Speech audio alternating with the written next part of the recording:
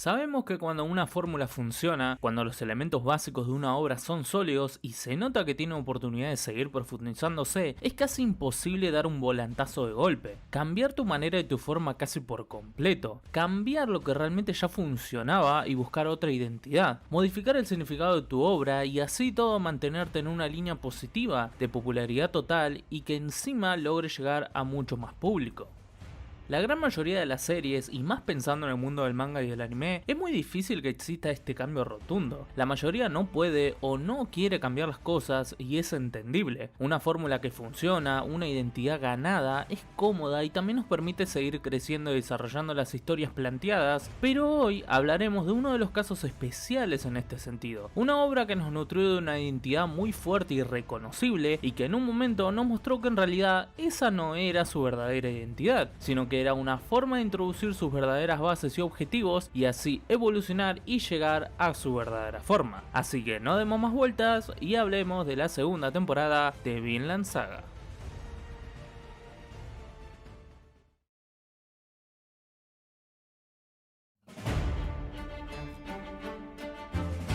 En 2019 apareció en formato anime una historia que realmente pegaría fuerte desde sus primeros capítulos. Vinland Saga pegaría un portazo y con su historia de vikingos, violencia, venganza, ira y crudeza absoluta enamoraría a ese público que siempre está sediento de historias maduras, serias, que no den vueltas, que vayan a lo importante y sobre todo que retraten con la mayor crudeza posible todos los hechos vividos para nuestros protagonistas y su mundo. Realmente la centralidad total en la venganza de Thorfinn, su vida con Askeladd, su búsqueda del momento justo para terminar con él pero al mismo tiempo estar viviendo una parte de su vida junto a él, los constantes enfrentamientos bélicos por territorio, poder, las vidas arruinadas o arrebatadas en el camino, el tema esclavos que es parte fundamental a pesar de caminar por un costado de toda la acción y violencia que se viven en un 80% de esta primera temporada, porque sí, la violencia, la venganza y la ira es el eje fundamental y por qué funciona tanto en esta primera temporada. La capacidad de integrarnos a la historia con la diversidad de personajes, esta relación extraña de Thorfinn y Askeladd, todos los enfrentamientos, las estrategias y la fuerte muestra de las bases del poder, la ambición y los objetivos en este mundo absolutamente salvaje y desalmado, que se lleva por delante a una civilización que se ve consumida por estos monstruos que solo viven para la guerra, el poder y la sangre. Esto garantizó el interés absoluto del público y una popularidad muy bien ganada, eso es innegable.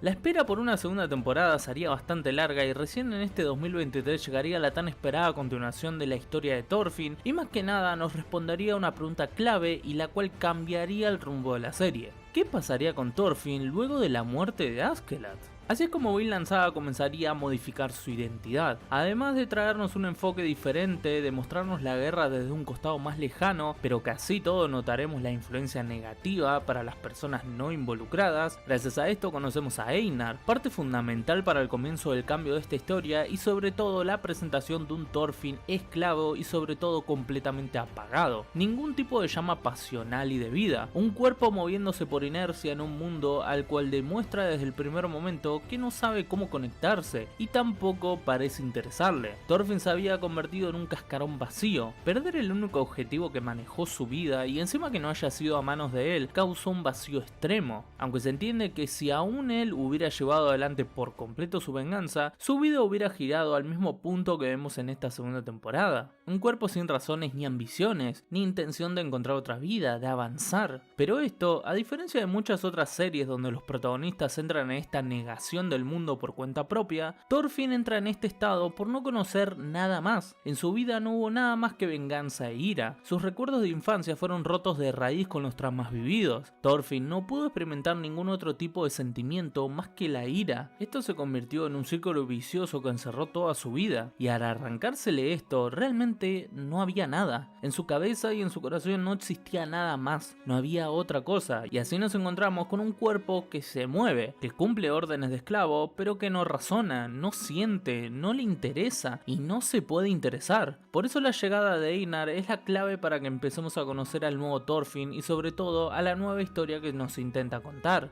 La aparición de un personaje con obviamente una ira acumulada por lo que le pasó a su familia, pero al ser de buen corazón, demuestra un conflicto interno el cual exterioriza junto a Thorfinn, y esto permite también a este último empezar a involucrarse con el mundo, al empezar a escuchar y comprender, y gracias a esto a encontrar un camino, pero sobre todo a reflexionar por qué siguió viviendo todo ese tiempo, por qué no se entregó completamente. Había un algo que lo impulsaba y ahora estaba dispuesto a encontrar este algo. La cuestión de trabajar en un campo y ofrecernos mucho tiempo para esto, algo que al principio muchos fanáticos totales de la violencia y acción de la primera temporada discutieron de esta segunda, claramente es la muestra del paso del tiempo, la posibilidad no solo del obvio desarrollo del vínculo de amistad entre Einar y Thorfinn, sino la posibilidad de entender que la reflexión personal de Thorfinn no se da de un día para otro, sino que se toma un tiempo prolongado para comenzar a entender estas respuestas. Obviamente que sobre el clímax de la temporada tendremos los obvios detonantes para terminar de formar a este nuevo Thorfinn, pero este momento que la serie se toma con el paso del tiempo trabajando en el campo realmente sirve para mostrar una narrativa que entiende los procesos reales de una persona para entender, aprender y formar una propia idea del mundo y sobre todo por qué está en él, cuál es su objetivo y qué quiere lograr.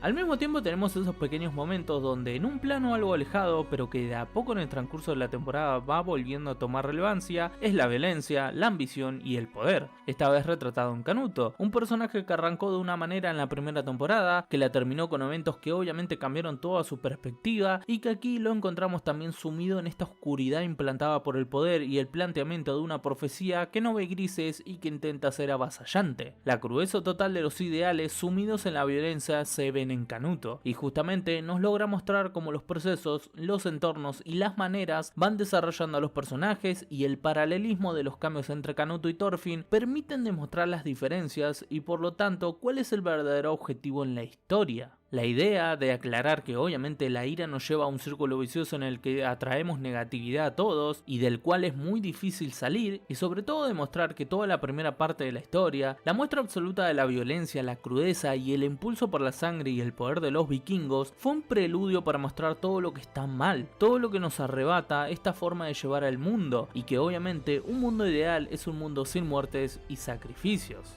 Pero al mismo tiempo, junto a la evolución de Thorfinn, entendemos que este mundo ideal no se construye de la nada, y sobre todo que la convicción por tu ideal de vida tiene que ser con total convencimiento de que esto debe ser así y que nada te debe doblegar. Así se plantea muy bien ese conflicto en Thorfinn sobre su ideal de no volver a ejercer la violencia y un mundo que casi lo empuja a volver en todo momento a eso. Pero la muestra total del convencimiento de Thorfinn se grafica en su encuentro final con Canuto, dos personas que obtuvieron personalidades interpeladas por el mundo que los rodea, pero que se nota que la de Canuto se sumergió en algo mucho más complejo y que realmente lo estaba llevando a un camino que no era el ideal. El encuentro con Thorfinn, más que plantear un escenario realista entre un simple esclavo y un rey, es el momento en el que Thorfinn enfrenta su pasado, marca y establece su nuevo camino, hasta hace salir de la oscura ceguedad a Canuto y le hace recuperar un poco de la humanidad con la cual lo conocimos en el pasado. Un momento crucial y clave en narrativa que realmente es sublime y marca absolutamente el camino real de la serie a donde nos quería llevar el autor con todo el camino recorrido. Una evolución total tanto de los personajes, de su historia como de la identidad